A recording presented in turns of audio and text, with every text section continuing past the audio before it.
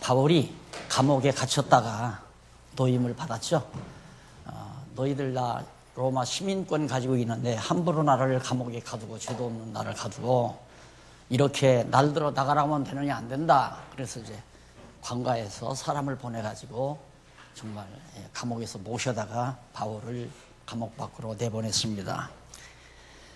그래서 결국은 바울은 17장, 사도행전 17장 두 번째 쫓기면서 말씀을 전파함.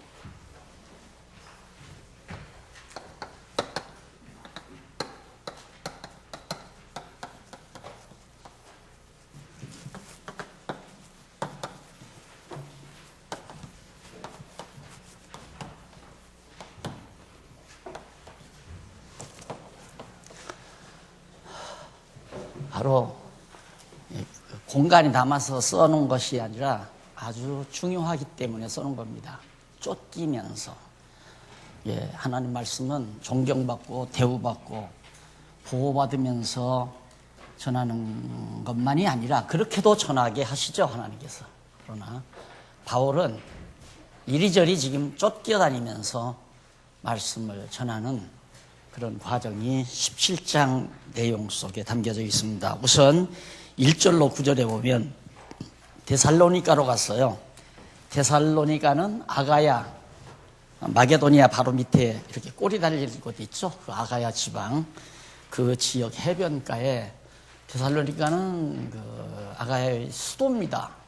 굉장히 이제 번창한 그런 항구 도시고, 그래서 이 데살로니가에서 이제 그리스도를 증거하는 대목이 쫓겨가가지고, 그래서 거기 데살로니가 가는 동안이 이제 아비볼리와 아볼로니아 이런 등지를 그 해변으로 쭉 나와 있는 데거든요. 여러분 여기 그리지 말고 지도를 한번 확인해 보시면 되겠습니다. 뒤에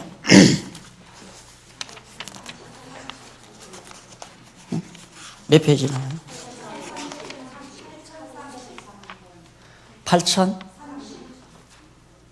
8003페이지?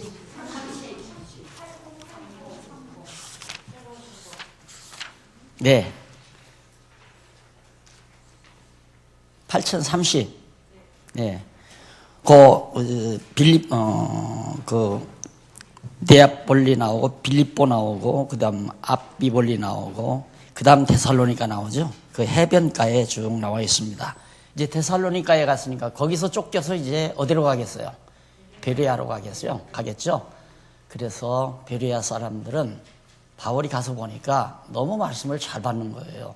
받는데 너무 신사적이고 귀부인답고, 그 이유는 바울과 실라가 말을 해도 그대로 그냥 받아 넘기는 게 아니라 정말 저 바울과 실라가 한 말이 성경대로인가, 그래서 성경을 날마다 상고하는 그 유명한 베레아 사람들이 사는 지역으로 이제 데살로니가를 거쳐서 가게 됩니다.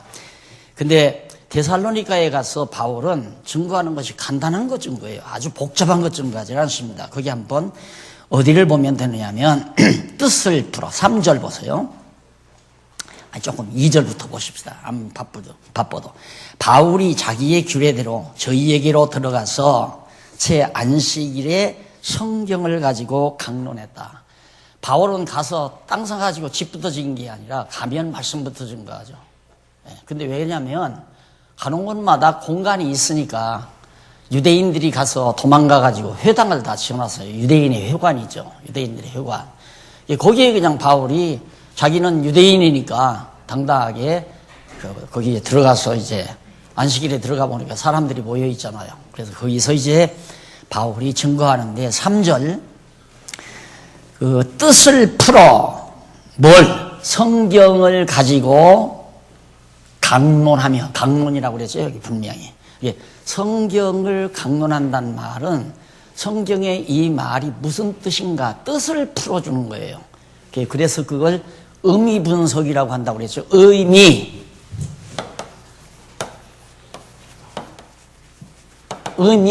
뜻의 맛이라는 얘기거든요. 그 뜻이 가지고 있는 그 말씀의 맛이, 그걸 의미를 분석해서, 뜻을 분석해서 여러분들에게 해드렸다. 그러니까 17장 내용이 뭐냐? 바울이 쫓겨가면서도 예수가 그리스도라고 하는 이 진리의 말씀을 전파했다. 이것이 17장 전체가 가지고 있는 내용의 진정한 의미다. 그 말이에요. 자, 그러면 바울이 왜 그렇게 쫓김을 받고 박대를 받고 사는가? 다메섹 도상에서 예수님께서 바울을 부를 때 부활 승천하신 예수님이 바울을 불렀잖아요. 사오라 사오라 하고. 그럴 때 그때 예언을 했어요. 내가 지금까지 나를 귀찮게 했다. 나는 네가 핍박하는 예수다. 예수님이 엄청 바울로부터 핍박을 받았죠. 받았는데 예수 믿는 사람 막 잡아 죽이려고도 하고 스데반 죽이는데 동참도 하고 동의도 하고. 동의 함부로 하면 안 되죠. 저것이 정말 하나님의 뜻인가 아닌가 해야 하는데 바울은 그냥 스데반 죽는 게 얼마나 그거 잘못된 일이에요. 나쁜 사람들이 죽이는 건데. 거기 동의를 해가지고 예수님이 핍박을 받았다 그 말이에요. 그래서 너도 앞으로 내 이름을 위하여 예수 그리스도의 이름을 위하여 얼마나 많은 고난을 받아야 할 거다. 너 많은 고난을 당한다. 그걸 예수님이 예언을 했어요. 그러니까 그 예수님의 예언의 말씀을 지금 오늘 시간 기억하고 있어야 앞으로 17, 18, 19, 20장까지 공부하는 내용이 아주 순조롭게 잘 이해가 갑니다.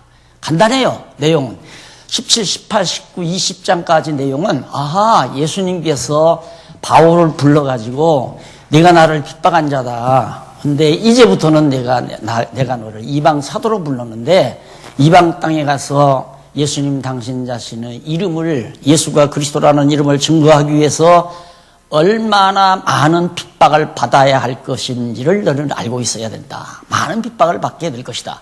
근데 그 예언이 그대로 이루어지는 것이 17, 18, 19, 20장까지 계속해서 나오는 거예요.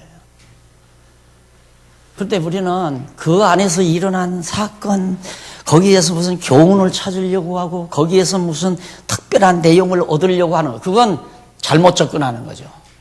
예수님이 바울에게 예언한 말씀을 그대로 이루시는 과정이 가장 핵심적인 내용이다.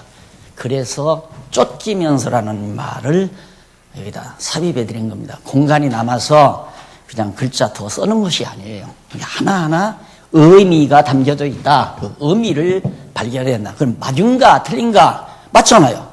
데살로니가에 가서 그리스도를 증거하니까 그걸 간단해요. 성경을 가지고, 그건 구약 성경이죠. 성경을 가지고 강론하며 뜻을 풀어 그리스도가 해를 받고 죽은 자 가운데서 다시 살아나야 할 것을 증해. 예수는 죽었다가 부활해야 한다. 왜? 요나가 고기 뱃속에 들어갔다가 3일 만에 나오지 않았느냐. 구약이 그렇게 됐기 때문에 예수님도 죽었다가 부활해야 된다. 이제 이런 얘기죠. 그러니까 그렇게 구약 성경을 풀어가는, 지금 여러분들이 공부하는 그 방법대로 지금 바울이 복음을 증거한 거예요. 구약을 가지고 예수가 그리스도라는 사실을 증거하는 거. 그대로 바울이 증거를 하니까 놀랍잖아요. 4절.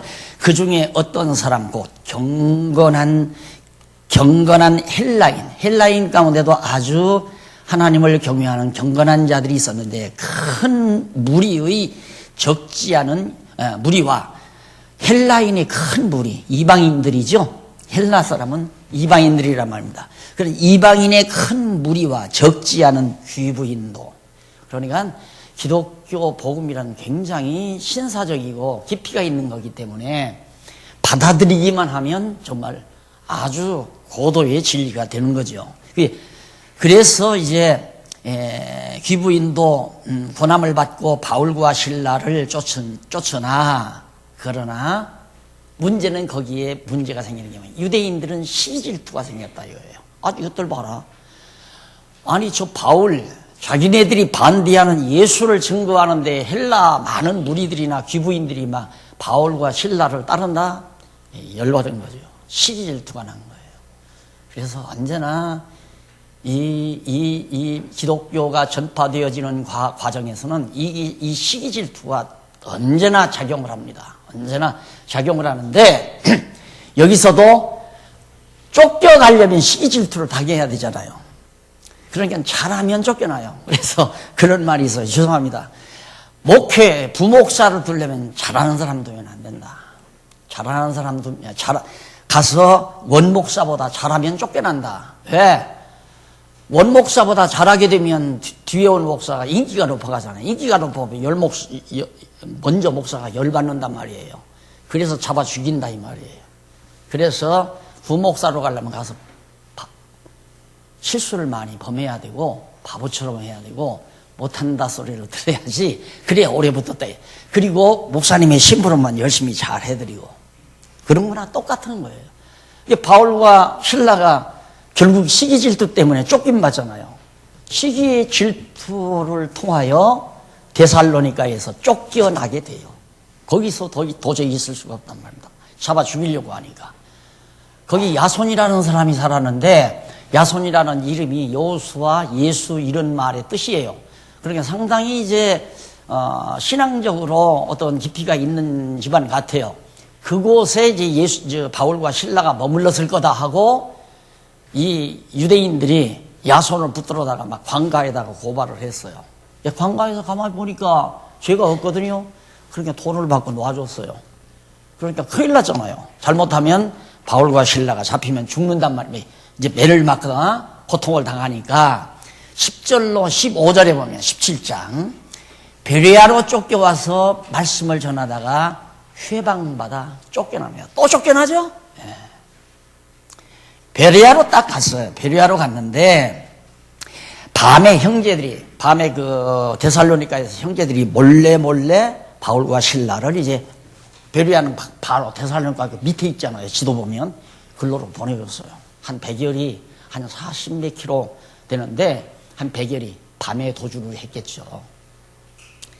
이렇게 고통을 당하면서 복음을 증거했습니다. 하나님이 바울을 그렇게 썼어요. 그런 방법으로 그렇게 쫓김 받으면서 하도록. 왜? 예수님이 그렇게 미리 예언해 놨기 때문에 너는 내 이름을 위하여 많은 고난을 당할 것이다. 이렇게 예수께서 사울을 불렀을 때, 바울을 불렀을 때 그렇게 예언했기 때문에 예언대로 이루어져야 예수가 그리스도라는 걸 알 수 있죠. 그러니까 바울이 데살로니가에서 쫓김받고 그다음 베레아에서 쫓김받았다. 이처럼 우리도 고난을 당하면서 복음을 증거해야 됩니다. 그럴듯하죠. 맞는 것 같잖아요. 그런 교훈을 받으면. 그게 아니에요. 핵심은 뭐냐? 진짜 바울은 예수께서 세우신 사도로구나. 예수를 그리스도라고 증거하는 진정한 사도로구나. 왜? 예수께서 예언한 대로 그대로 이루어지는 것 보니까 예수는 정말 그리스도이로구나. 이렇게 우리들이 그 의미를 파악을 해야 성경을 정확하게 보는 거란 말입니다. 그래서 여러분 성경신학이 쉬운 줄 알지만 핵심을 놓치면 성경신학인지 아닌지 분별 못해요. 바르게 방향을 정해야지. 그 핵심이 여기에 들렸거든요. 쫓기면서 고난당하면서 예수님의 예언대로 쫓기면서 고난당하면서 말씀을 전파했다. 그러므로 예수는 그리스도임이 틀림없다. 예수님의 예언이 이루어지는 것. 참 선지자이신 예수님의 예언이 이루어지니까. 바울이 이렇게 고통당하며 고난당하며 복음 전하는 사건이 예수가 그리스도라는 확증을 우리에게 말해주는 것이다 이 말이죠. 그러나 여러분 우리 선배 바울이 이처럼 고난당하면서 복음을 증거했습니다. 그러므로 우리도 나도 그런 생각 참 많이 했죠. 진짜. 그래서 바울처럼 살아보려고 애도 많이 썼고 그런다고 사라질 수도 바울처럼 내가 살 수가 없잖아요. 너무 존경스러워가지고 성경을 보다 보니까. 근데 난 초기부터 틀렸다니까 장가를 가서. 그래서 바울처럼 살 수 없거니와 나중에 알고 보니까 바울처럼 살으라고 그렇게 성경이 기록된 게 아니라 예수가 그리스도라는 사실을 우리에게 확실히 믿게 하려고 예수님의 예언대로 바울이 고난을 당하며 복음을 증거했구나. 맞죠? 이것이 성경신학이다. 알았습니까? 이것이 성경신학적 성경의 해석이다. 속풀이, 뜻풀이다 그 말이에요. 자, 그래서 베레아로 가서 이제 전했는데 거기 나오잖아요. 베레아 사람은 데살로니가 사람들보다 데살로니가 항구도 물론 베레아도 항구는 항구지만 데살로니가가 수도다 보니까 온갖 잡배들이 다 모인 거예요. 데살로니가는. 그래서 진짜 아주 야만적인 경우도 많고요. 근데 베레아 사람은 굉장히 신사적이에요. 그래가지고 바울과 실라가 와서 얘기했다고 해서 무조건 믿는 게 아니라 성경 확인했다. 그래서 내가 자꾸만 여러분들에게 성경 확인해야 됩니다. 공부해야 됩니다. 공부해야 됩니다. 지금 제가 이렇게 교재 써놨잖아요. 써놨더라도 이것이 성경대로 맞는가 안 맞는가를 확인하는 게 공부라고 그러잖아요. 내가 쫓기면서 말씀을 전파했다. 이거 주제 내가 찾아놨잖아요. 17장에서. 그럼 이 주제가 맞는 거냐 안 맞는 거냐. 그러면 쫓기면서 복음을 증거했다는 그 내용이, 자 거기 보십시다. 돌아가서 8006페이지 8006페이지에 보면 밑에서 세 번째 줄 8006페이지 여호와 하나님께서는 다윗으로 그 소리가 온 땅에 퍼진다고 했죠. 그 다음 내 백성이 아니던 자에게 향하여 복음이 증거된다고 했어요. 그리고 너는 온 천하 다니면서 다니며 만민에게 복음을 증거하라고 했고 땅끝까지 내 증인이 되라고 했고, 이런 예수님의 말씀이 이루어졌을 뿐만 아니라 본문에 들어가서 이제 바울이 저기 보십시다. 8008페이지 중간에 보면 줄바꾼데 나오죠. 줄바꾼데 나왔는데 그 야손의 집에 가서 바울을 잡아 죽이려고 습격한 사실이 있습니다. 이게 줄바꾼데서 아래로 5번째 줄 뒷부분에 보면 왜 그렇게 바울을 죽이려고 바울이 숨어야 되고 도망가야 되는가. 그 이유는 그 말이죠. 이는 주께서 바울과 실라가 머물고 있는 것으로 생각하여 습격한 것인데, 이는 주께서 바울에게 예수 그리스도의 이름을 위해 해를 얼마나 받아야 할 것을 보인다. 얼마나 받아야 할 것을 보인다. 사도행전 9장 16절에서 언약하신 말씀이 있죠, 예수님이. 그걸 이루기 위해서 그렇다고 말이에요. 그 말은 예수가 그리스도이심을 증거하기 위해서다. 그러니까 노트를 제 정성껏 잘 해드린 거예요. 이 노트만 잘 보시면 정확하게 파악할 수 있습니다. 그러니까 젊은 분들은, 나이 드신 분들은 어렵지만은 젊은 분들은 반드시 노트를 보고 확인하고, 아하, 이 성경신학적 말씀의 핵심이 어딘가, 이 바울이 고난당하는 것, 바울이 쫓겨다니는 것마저도 예수가 그리스도이심을 증거해서 여호와 하나님의 살아계심을 확증해 주는 것이다. 그러니 성경 어디에도 하나님 여호와 살아계시다고 증거하지 않는 것이 없잖아요. 이렇게 정확하게 성경을 한 꼭지로 집중해서 풀어가야 정확한 거지. 여러분, 바울은 이처럼 고난 당하며 고생을 하며 복음을 전했는데 우리는 뭐하고 있습니까? 왜 전도를 안 합니까? 여러분은 밥 잘 잡수고 편히 주무시고 좋은 잠자리 자시면서 그래도 마음이 편안하십니까? 되지요. 말이 되지요. 그러나 그건 절대 말이 안 되는 거예요. 말이. 그렇다고 해서 여러분 복음 전하지 말고 편히 살라고 강조하는 것도 아니에요. 각자 여러분 마음속에 주시는 소원대로 사시면 되는 거예요. 내 마음속에도 소원대로, 내가 고생할 망정 내가 필리핀 가서 선교해야 되겠다, 그 마음 생기면 나 다 버리고 가죠. 필리핀으로. 그 마음이 생기면. 그거 왜? 하나님이 나에게 그런 마음 줘서 선교하게 만들어 주시니까. 그러나 성경을 통해서 그런 식으로 성경을 풀어간다는 것은 성경들을 성도들을 성경이라는 올무에다가 이렇게 다 잡아매는 거예요. 다 올갱이로 다 잡으면 이제 잡아 끌으려고 그러게. 아니에요. 자유함이에요. 진리는 우리에게 자유를 줘요. 편안함을 줘요. 얽매이면 안 돼요. 절대. 그래서 성경에서는 오직 예수가 그리스도이심을 증거하는 대목, 그것을 여러분들이 꼭 명심해야 된다는 얘기입니다. 그래서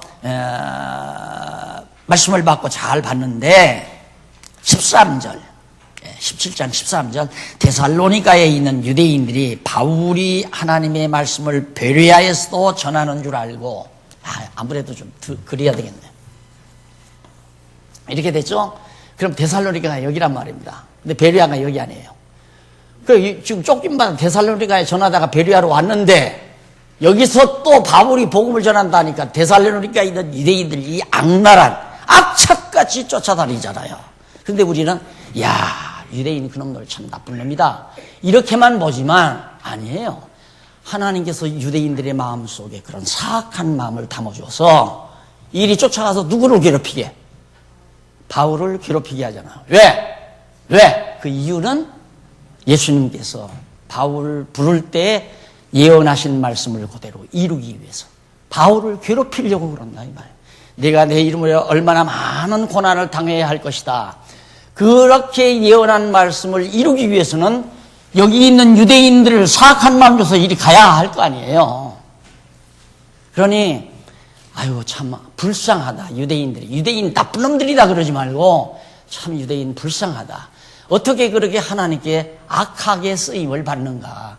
하나님의 뜻을 이루어 가는데 유대인들이 악하게 쓰임 받잖아요. 악한 일에. 바울을 핍박하는 일에 쓰임 받는다 이 말이에요. 그럼 바울이 왜 핍박받나? 예수님이 그리스도라는 사실을 확증지키기 위해서 저렇게 섭리하시는 것이다.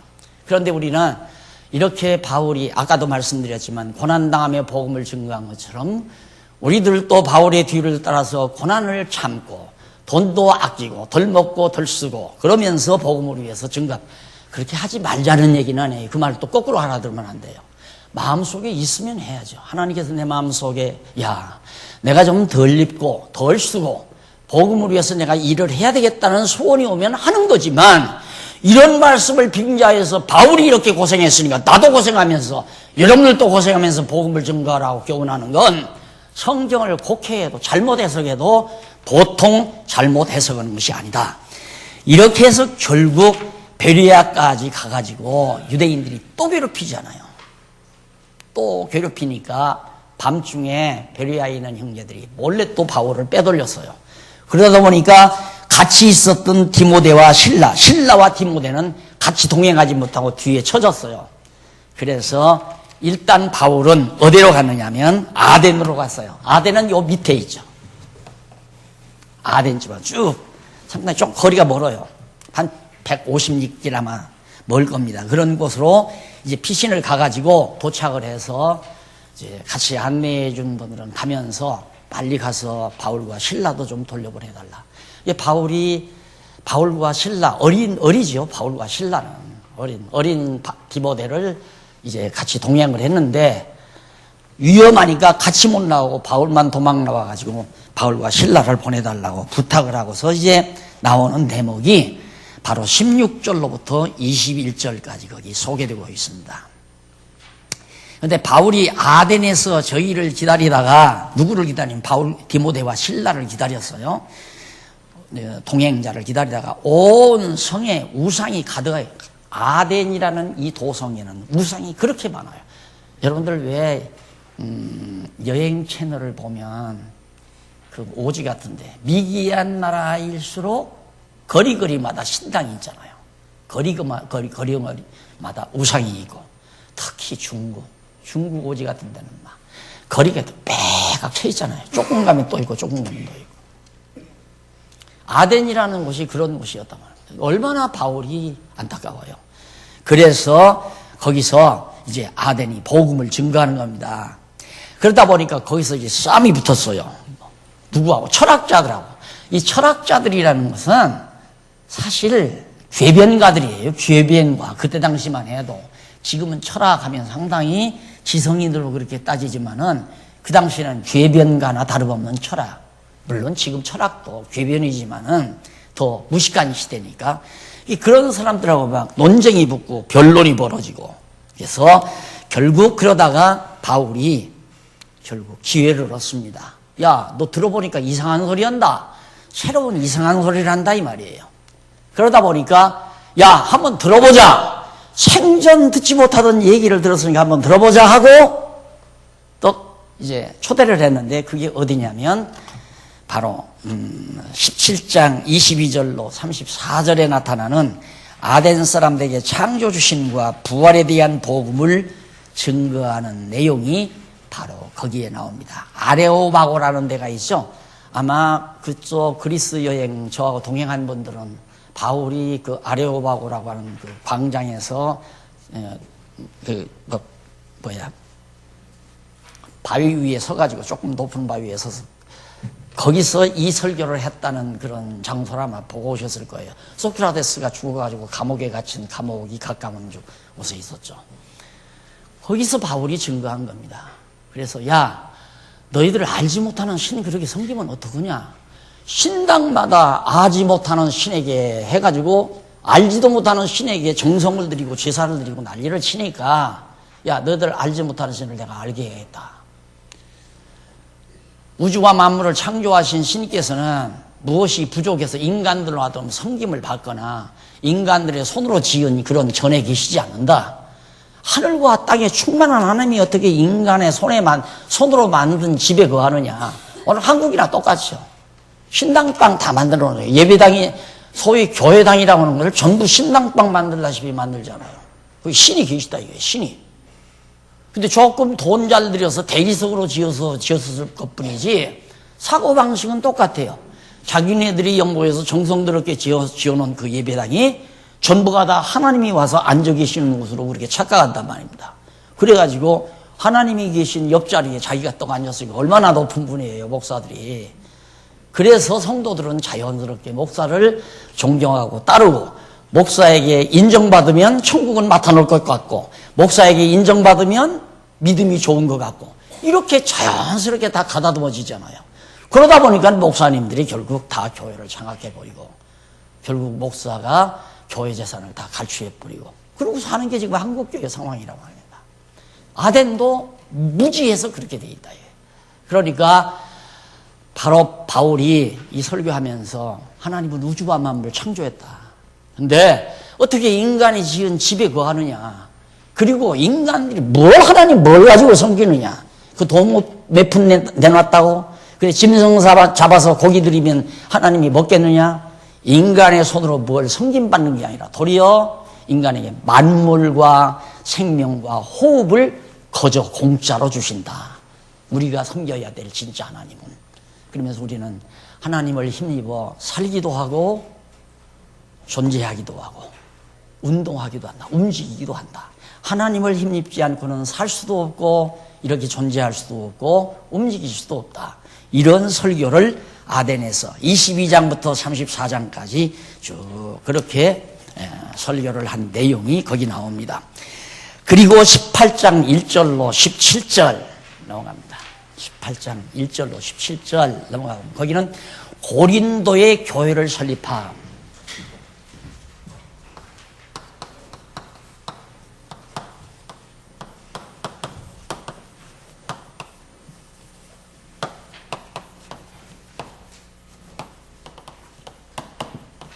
(18장) 1절로 18절?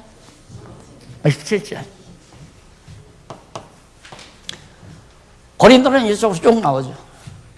여기에 문화가 있어요. 여기에 고린도 문화 건너가면 고린도가 나와요. 고린도라는 도상인데 바울이 이제 여기서 아덴에서 쫓김받아 가지고 역시 또 이제 고린도로 오죠. 아덴에서는 복음을 그렇게 전하니까 막 거기서 그대로 환영해 드리는 게 아니라 많은 사람들이 믿기도 하지만 안 믿는 사람도 많고 반대자들도 많고 복음이란 그런 겁니다. 복음은 100명이들은 100명이 다 받아들이는 게 아니라 받는 자가 있고 안 받는 자가 있어요. 택한 백성은 귓문을 열어서 듣게 하고 불택자들은 못 듣게 해서 못 믿게 하는 거기 때문에 교회라고 하는 것은 무조건 여러 가지 목적으로 오는 분이 많잖아요. 교회 인간 집단이라는 속에는. 자, 인간관계 때문에 오는 사람도 있고 사업관계로 오는 사람도 있고 친분관계로 오는 사람도 있고 무슨 병 낫기 위해서 오는 사람도 있고 축복받아 부자 되려고 오는 사람도 있고 어떤 사람은 진심으로 성경을 깨닫고 한번 예수가 그리스도인지를 확인하려고 오는 사람이 있고 문제는 그 마지막 한 가지란 말입니다. 교회를 오는 것은 성경을 통하여 예수가 정말 그리스도인가 그걸 확인하러 오시는 분이 바른 목적을 가지고 교회로 오는 거란 말입니다.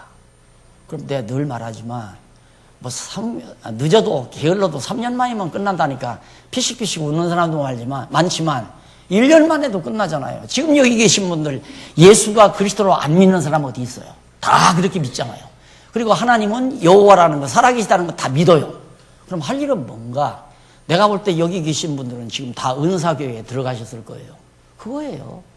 내가 공부하라고 하는 것은 아직 예수가 그리스도인 걸 모르는 사람, 하나님이 여호와라는 사실을 모르는 사람, 이런 사람들은 성경을 공부해야 할 거 아니에요. 그게 바로 은사교회예요. 그것이 각 지교회 장로님들이 추스려서 당신은 공부 더 해야 된다. 당신 구약 모르는구만. 구약 공부해. 당신은 신약 모르네. 신학 공부해. 이거 잘 안내를 해서 보살펴서 어린 성도들을 양육하는 양육교회고, 지교회라고 하는 것은 권사님들, 장로님들이 그렇게 보살펴가지고, 은사교회는 예수가 그리스도이고 하나님 여호와임을 다 믿고 경외하는 자들은 할 일이 뭐 있어요? 뭐 공부 더 하면 뭐 만날 들어도 이거 다 배웠잖아요. 전에도 다 잊어버려서 그러지. 근데 잊어버리지 말고 이제 노트 다 해드렸으니까 이제 떠들어보면 알 거 아니에요. 다 아는 거란 말입니다. 하나님께서 환난을 통해서 핍박을 통해서 다음 지역에 가서 복음을 전하게 하고 그것이 예수님께서 사도 바울을 부를 때 언약하신 예언하신 말씀을 이루기 위해서, 왜 예언이 이루어지게 하려고? 예수가 참 선지자이신 그리스도라는 사실을 확인시켜 주시려고. 그러므로 예수가 그리스도임을 증거하는 것이 성령께서 오셔서 사도행전을 통해서 지금 해가시는 작업이란 말입니다. 그리고 이제 고린도로 갔잖아요. 이것도 역시 또 나오죠. 또 거기에 보면 근거가 온 천하가 모든 나라, 모든 이방인들이 다 복음의 소리를 듣게 될 것이고 땅끝까지 복음이 전파될 것이고, 이런 예언을 이루시기 위해서 이제 고린도 지역에도 또 가서 복음을 증거하는데, 처음에 가서 예배당 징계 아니라 거기도 또 회당이 있어요. 유대인 회당이. 그러니까 거기 들어가서 이제 복음을 증거했단 말입니다. 바울이 새 안식일에. 그랬더니 많은 사람들이 믿어요. 믿는데 역시 유대인들이 또 쫓아왔잖아요. 고린도까지. 쫓아와서 막 핍박을 하고 잡아 죽이려고 하니까 회당장이라는 사람이, 유대인 회당장, 그 사람이 얼른 바울을 빼돌려서 자기 집으로 데려갔어요. 그런데 재미난 건 거기에 브리스길라와 아굴라라는 사람이 있었어요. 두 부부가. 이 부부들은 이제 막 여러 가지 시국이 혼란스러우니까 여기저기 쫓겨다니면서 이제 사업을 해서 먹고 사는 사람인데, 그게 장막 깁는 일을 해서 이제 생활을 유지하고 사면서 그 사람하고 만난 거예요. 바울이 그 사람을 만나는데 그 사람 집으로 브리스길라와 아굴라를 데려가가지고 바울을 만나. 바울이 업종이 같아요. 그 유대인들은 어려서 딱 태어나면 밥 먹을 수 있는 준비를 다 시킨답니다. 얼마나 지혜로운 사람입니까? 어려운 역경에 처해도 밥 먹을 준비를 다 해요. 여기서 딸 자랑 하나 해야 되겠다. 그저께는 막내 녀석이 갑자기 늦게 쉬는 날인데 어디를 간다고 그래요. 왜? 어디 갔다 왔느냐니까 빵 굽는 기술을 배우러 갔다 왔대요. 지 직장 괜찮잖아요. 괜찮은데 이런 생각이 있는 거예요. 빵 굽는 기술을 배워놔야 된다. 왜? 언젠가 직장에서 떨려날 거 아니에요. 그럼 빵가게라도 하나 한다. 그래야 교회 봉사하고 살 거 아니에요. 지가 돈 벌어야 교회 봉사하지. 돈 안 벌고 어떻게 교회 봉사하겠어요. 그 생각을 가지면서, 그래서 너 참 영리하다. 아빠가 그렇게 안 가르쳤는데 어떻게 그랬냐 그러니까 해둬야 돼. 언제 회사에서 미움털배기 해가지고 쫓겨날지도 모르는데 항상 내 자리가 보장된다는 법은 없다 이거죠. 유대인들이 바로 그거예요. 세상이 어떤 세상이 올 줄을 모르니까 어려움이 왔을 때는 자기 밥벌이는 할 수 있는 기술을 다 가르친다 이 말입니다. 바울도 다소에서 굉장히 부잣집 자식이지만 그걸 준비해놨다 이거예요. 장막 깁는 일 기술을. 그래서 나는 후배 목사님들에게 가서 교회에 가서 일을 하면서 주면 받고 안 주면 말고, 안 주면 우유 배달을 하든 신문 배달을 하든 그건 할 수 있잖아. 안 그러면 기운 있으면 공사판에 가서 벽돌이라도 전하려고. 처음에는 늘 그렇게 하더라고요. 초기에는 늘 그렇게 많이 해서 굉장히 제가 흐뭇해하고 좋아했는데, 나중에는 이제 넥타이 한 번 매기 시작하니까 좀처럼 어렵더라니까 그것도. 근데 바울이 그 브리스길라와 아굴라를 만나서 고린도에서 이제 계속해서 전하는 거예요. 그런데 여기에 전할 때 또 유대인들이 와서 막 죽이려고 하니까 바울이 밤에 도망가려고 그랬어요. 이 밤에 하나님의 사자가 나타나잖아요. 나타나서 바울아 너 절대 범 하나 다치지 않도록 너를 보호해 줄 테니까 여기 떠나지 말고 고린도 이 성에서 복음을 전해라. 여기에 예수를 믿고 구원 얻을 자가 있느니라. 하나님 보시기에 고린도 성에 구원받을 사람이 있으니까 바울이 떠나면 안 된다 이거예요. 그러니까 너 보호할 테니까 너 여기 그냥 있어라. 그래가지고 브리스길라와 아굴라의 집에서 종업원으로 일하면서 장막 깁는 일에 종업원으로 일하면서 거기서 일당 받았을 거 아니에요. 거기 집 거하면서 같이 먹고 생활하면서 얼마 동안 2년 동안을 복음을 고린도에서 전했습니다. 그러다 보니까 교회가 설립이 됐어요. 놀랍게 고린도에 있는 동안에는 바울이 안전했어요. 왜? 예수님께서 사자를 통해서 약속을 했으니까 너가 고린도에 머무는 동안 절대 내 몸 다치지 않도록 내가 보호할 테니까 여기 머물러서 복음을 전하라. 그대로 이루어진 거라 이 말이에요. 2년 동안. 그러니까 결국 2년 동안 성경 다 가르쳤다는 얘기 아니에요. 자, 그래서 교회를 설립하는 내용이 18장 1절로 17절에 나왔는데 그 내용이 아까 설명한 대로 1절로 4절에는 고린도에서 아굴라 부부와 함께 일하면서 복음을 증거하는. 그러니까 기독교는 내가 성경 그대를 보아도 다 봉사자예요. 누구나가 다 봉사를 해야 돼요. 돈 받고 대가로 일하는 사람은 절대 없어요. 그런데 교회가 사업체처럼 크다 보니까 사무원도 월급 주고 사찰도 월급을 주고 다 하나하나 부교역자도 월급 주고 목사도 월급 받고 이러다 보니까 교회가 사업터가 되어버리고 만 거죠. 복음 전하는 사람도 누가 협력자 없으면 자기가 일하면서 먹고 살면서 복음을 전해. 바울이 그러잖아요. 바울아 걱정하지 말라. 내가 까마귀 시켜서 너 먹을 거 두르다 줄 테니까 너 걱정하지 말고 2년 동안 여기 복음 전해라. 아무것도 가지지 않고 호를 단신 디모데나 실라 데리고 다니면서 복음을 증거하는데 먹거리도 많이 들어가잖아요. 근데 아무 대책이 없는 거예요. 그런데 거기서는 아굴라와 브리스길라 두 부부를 만나서 일터를 잡은 거죠. 짭을 얻은 거예요. 짭을 하면서 제 얘기라서 곤란하지만 성경이 말하는 교회는 그런 것 같아서 그런 것 같은 게 아니라 아무리 봐도 그렇더라고요. 아무리 봐도. 그래서 장안중앙교회 시작할 때 저는 짝 가지고 했잖아요. 대치동에 올 때까지 대치동에 와서 교회 한번 박삭 헐어버리고 다시 일으킬 때까지 완전히 저는 짭 가지고 일했어요. 돈 벌어다가 물어다가 가족들 먹여 살리면서 그러다가 나중에 교회 다 흘리고 나서야 어른들이 아들같이 드니까 날 꽉 잡아놓고 생활비 다 주면서 아무 데도 나가지 말고 성경 연구해서 성경이나 잘 가르쳐!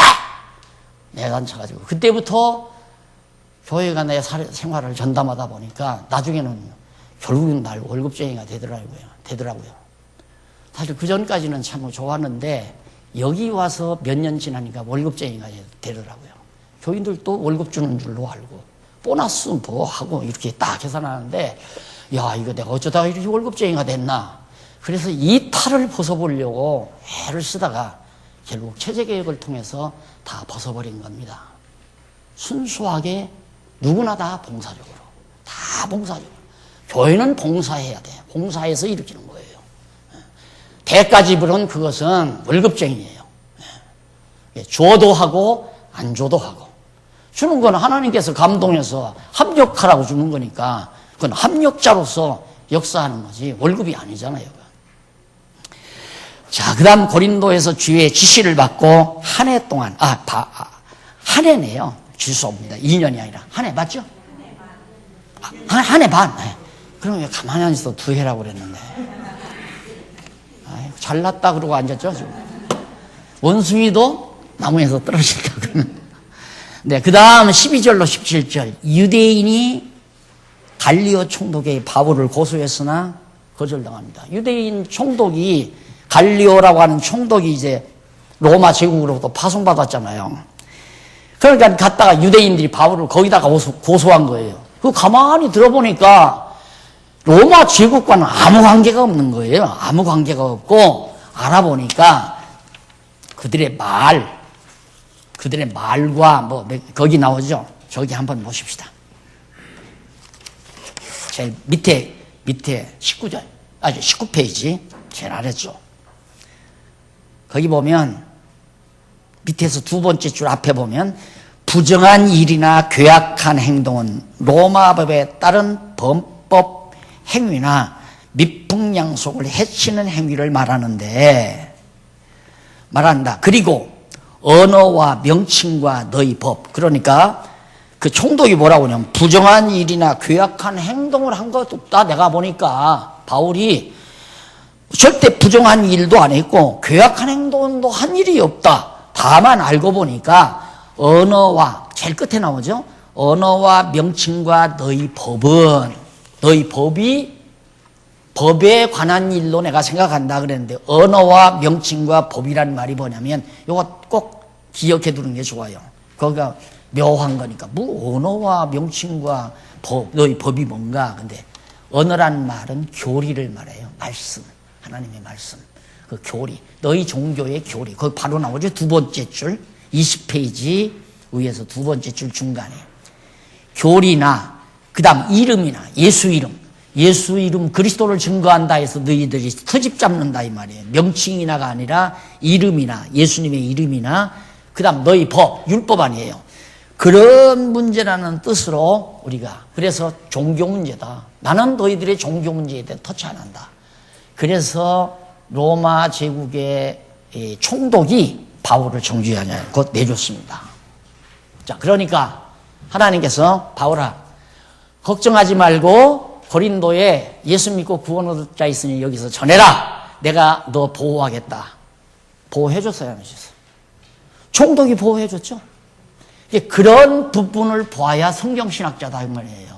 아, 왜 총독이 왜 이렇게 놔줬나? 야, 이 총독 정말 좋은 사람이로구나. 우리는 그 말을 딱 들으면 성경 보면 이 총독은 참 좋은 사람이네.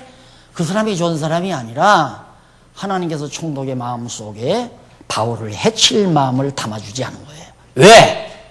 하나님께서 바울에게 약속했으니까 너 절대 몸 다치지 않게 보호해주마.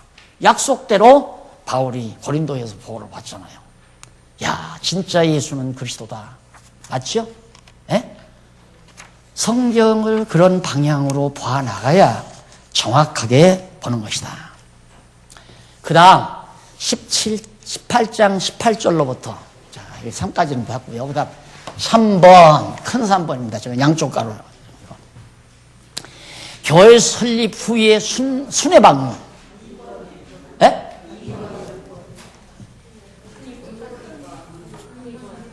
큰 2번 안 했어요? 큰 2번 다 했는데 맞잖아요. 2번 큰 2번 이거라고요? 네. 네, 큰 2번 교회 설립 후에 순회 방문.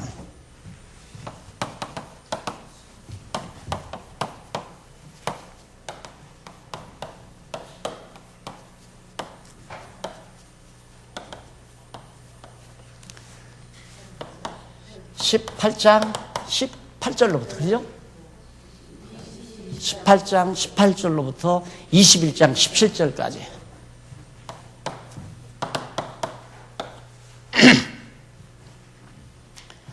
자, 보통 우리 장로교 헌법에 신방은 장로가 하게 되어 있습니다. 목사는 안 하고. 근데 이제 그런 것으로 법을 만들어놨는데, 그런데 사실은 목사라는 말은 거의 없는 거거든요. 성경에 목사라는 말은 없어요. 다 장로예요. 장로라는 표현을 조금씩 달리한 것 뿐이지, 목사와 장로의 격차가 이렇게 하늘 땅처럼 이렇게 하나는 섬기는 자고, 장로는 목사 섬기는 자고, 목사는 장로의 섬김받는 자고, 그런 제도는 성경 어디를 찾아봐도 없어요. 그건 없단 말입니다.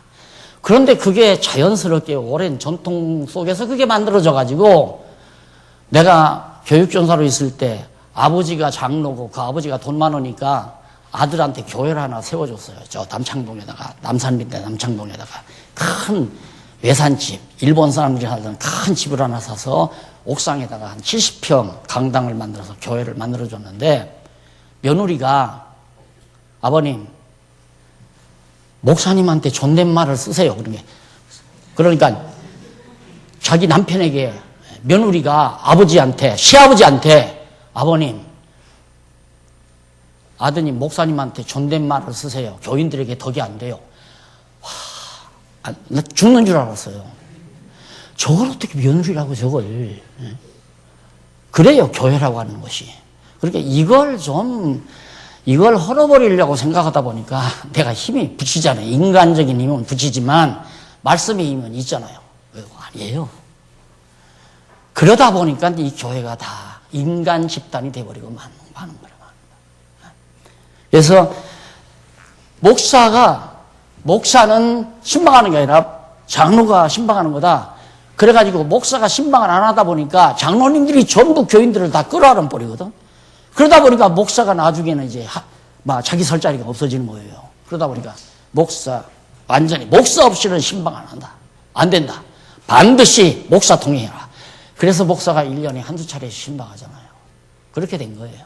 근데 이 성경에 보면 바울은 이렇게 지역 가는 곳마다 교회를 세워놓고 그대로 자기가 전한 말씀대로 굳게 진리 위에 서 있나. 그걸 확인하러 한 바퀴 삥 도는 거예요. 그걸 순방이라고, 순회방문. 신방을 말하는 거예요, 신방을. 그러니까 신방을 왜 하는가? 신방을 왜 하냐면 그 집 가서 축복하려고 축복기도 해주기로 가는 게 아니라 이 집이 정말로 내가 전한 복음대로 그대로 받아서 믿고 살아가고 있는가, 그거 확인하러 가는 것이 신방이란 말입니다. 그런데 지금은 전화만 해봐도 알잖아요. 집사님, 요즘 성경 공부 잘하세요? 네, 하고 있어요. 매 새벽마다 2시간씩 제가 하는데요. 1시간씩 하고. 그런데 요즘 어디에 욕기를 읽는데 너무너무 좋아요. 이 말하면 된 거예요, 그거. 그대로 된 거예요, 그거. 그런데 가만히 말하는 거 보니까 공부도 안 하는 것 같아. 안 하고, 그저께요, 어느 분이 오셨는데 신천지에서 왔대. 이러면 이제 위험한 거야. 그 집은 이제 찾아가야 돼요. 들랑달랑 하면 넘어가거든요. 안 그래요? 들랑달랑 하면 넘어간단 말이에요. 제일 넘어가기 쉽게 만드는 건 목사 흉보는 거예요. 당신네 목사 보니까 뭐 이러고 다 하다더라. 그러니까 다 도둑놈들이다. 이러면서 이제 접근해 들어오잖아요. 정말 그렇대? 그러면 흔들흔들하다가 이제 신천지로 그냥 빠져넘어가잖아요. 야, 너 그 밑에 있어봤자 죽는 날까지 번사 못한다. 여기 오면 당장 전도사 시켜준다. 그리고 훌렁 가버려. 순방이라고 하는 것은 정말 진리반석 위에 제대로 서 있는가를 확인하기 위한 거. 그래서 먼저 1번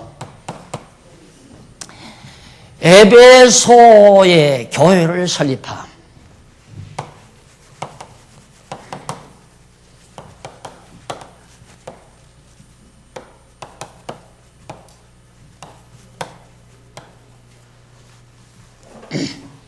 이걸 그냥 책에 있는데 뭘 그렇게 쓰느냐.